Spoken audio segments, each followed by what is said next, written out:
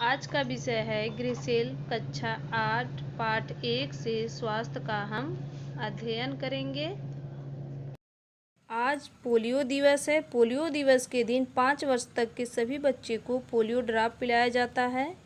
आदित्य नाम का एक लड़का है जो बहुत ही होशियार है। 10वीं कक्षा में पढ़ता है। अखबार बेचकर वह अपनी पढ़ाई का खर्च चलाता है।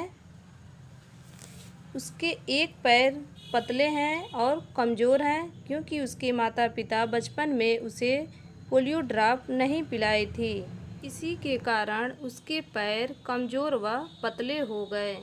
इसलिए वह पोलियो दिवस के दिन अपने रिक्शे से घर घर जाकर पोलियो ड्रॉप पिलाता ताकि उसके पैर की तरह किसी और बच्चे के पैर न हो जाएं। श्रुति नाम की एक लड़की है जो मोहल्ले में रहती है। वह पूछी, तुम घर घर जाकर दवा क्यों पिलाते हो? तब आदित्य ने उत्तर दिया कि मैं नहीं चाहता कि संसार में दवा के अभाव में कोई भी पोलियो का शिकार हो, किसी के पैर मेरी तरह खराब हो। इसलिए मैं जितना ज़्यादा से ज़्यादा बच्चों को पोलियो ड्रॉप पिला सकता हूँ पिलाता हूँ। आइए जाने कि बढ़ते बच्चों को जन्म से ही उचित स्वास्थ्य एवं शारीरिक वृद्धि विकास हेतु किस प्रकार देखभाल की आवश्यकता होती है। वृद्धि निगरानी। वृद्धि निगरानी से तात्पर्य है बच्चे के जन्म के उपरांत उसकी निरंतर हो रही वृद्धि तथा उचित देखभाल। बढ़ते बच्चों को निरंतर कुशल देखभाल की आवश्यकता होती है। इसके अंतर्गत बच्चे के समुचित विकास हेतु रोगों से बचाने के लिए टीके आते हैं। अगर प्रारंभ से बढ़ते बच्चे को उचित देखभाल नहीं की जाती है तो वह अनेक बीमारियों के शिकार हो जाते हैं। यह बीमारियां आगे चलकर बच्चे का संपूर्ण जीवन कष्टमय बना देती है और अक्सर मौत का भी कारण बनती हैं। टिटनेस, पोलियो, तपेदिक, खसरा, डिप्थीरिया, काली खांसी, टाइफाइड, हेपेटाइटिस जैसी कितनी ही बीमारियां बच्चे की उचित निगरानी रख पाने के कारण होती हैं। वृद्धि निगरानी का महत्व। हर माता पिता के लिए यह बहुत आवश्यक है कि वे बच्चे को समय समय पर निर्धारित प्रतिरक्षक टीके लगवाते रहें। ऐसा करने से बढ़ते बच्चे के शरीर का उचित विकास होता है तथा वह भविष्य में होने वाली बीमारियों से सुरक्षित हो जाते हैं। प्रतिरक्षण का महत्व।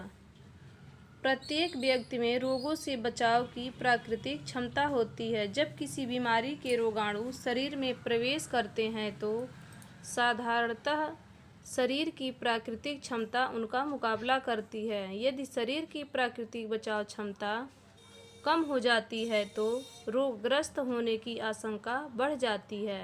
अतः शरीर की प्रतिरोधक क्षमता को बनाए और बढ़ाए रखने की आवश्यकता होती है।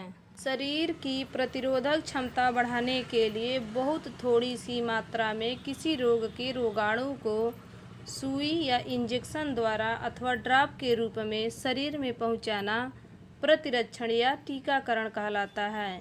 यह रोगाणु के टीके के माध्यम से शरीर में पहुंचाए जाने से बच्चा जीवन भर के लिए उन रोगों के भयानक परिणामों से सुरक्षित हो जाता है। अपितु इनके कारण शरीर की प्रतिरोधक क्षमता बढ़ जाती है। प्रतिरोधक क्षमता बढ़ने से रोगाणु शरीर में प्रवेश कर भी जाए तो रोग होता ही नहीं अथवा उसका प्रभाव बहुत कम प्रकट होता है। प्रतिरक्षण टीकाकरण में सावधानियां। पहला देखिए, ध्यान देने योग्य बात यह है कि यदि नियत समय पर टीकाकरण नहीं हो पाया है तो डॉक्टर की सलाह से टीके लगवाएं। दूसरा है, 2 टीकों के बीच का अंतर 1 माह से कम नहीं होना चाहिए। तीसरा है, साधारण सर्दी, जुकाम, खांसी, बुखार आदि होने पर टीका डॉक्टर की सलाह से लगवाना चाहिए। पहला, विश्व पोलियो दिवस 24 अक्टूबर को मनाया जाता है, जिसका उद्देश्य इस बीमारी के प्रति लोगों को जागरूक करना है।